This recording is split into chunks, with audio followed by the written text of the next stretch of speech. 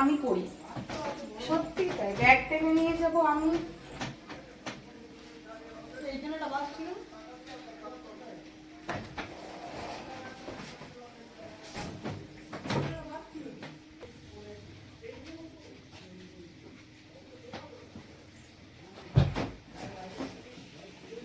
কথা বলি, প্রশ্ন এখন ধরতে পারছি না, টাইম নেই।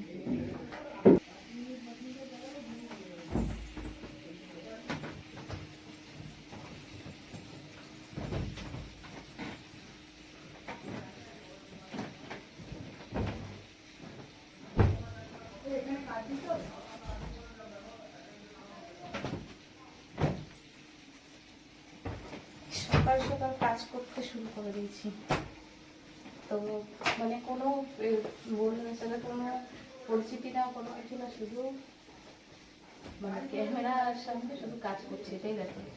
অনেকদিন পর ভিডিও করছি, যে কিছু বলি।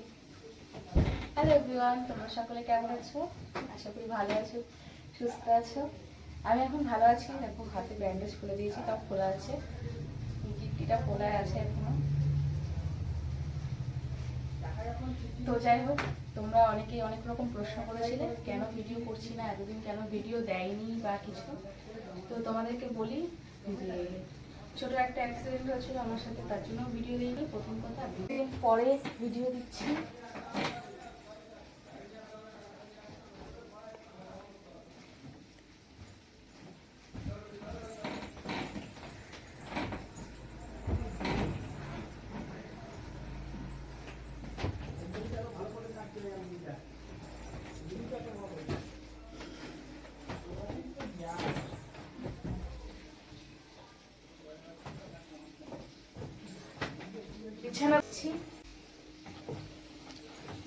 জানি না তোমাদের কেমন লাগবে, যেহেতু অনেক তোমাদের ভালো নাও লাগতে পারে।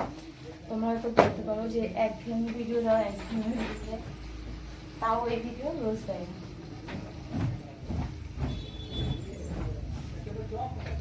দেখো অনেকে অনেক রকম কমেন্ট করে, সবার কমেন্ট তো ধরে রাখলে হয় না।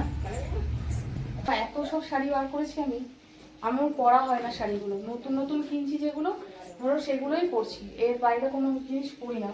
আর যেগুলো আগের থেকে আমার ছিল, সেই সব শাড়িগুলো আমার আর পরাই হয় না।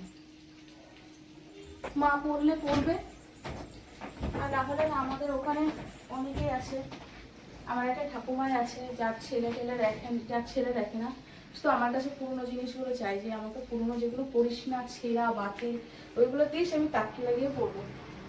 তা আমার তো কোনো জিনিস ছেঁড়া নেই যে আমি ছেঁড়া জিনিস বা কোনো জিনিস দেবো, এইগুলো আমি পড়ি না, নতুন জিনিস সব। তো ভাবছি ওইগুলো দিয়ে দেবো, মা পড়লে পড়বে, না হলে পরে বলবো ওই ঠাকুমাকে দিয়ে দিতে। একটু বন্ধ করে 2080 টাকা।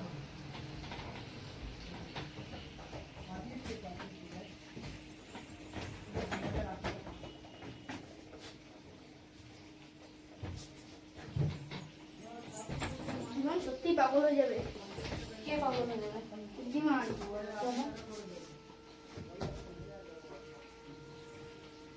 অত চাপ আমারও না, যতটা ঋদ্ধিমানের চাপ। আরে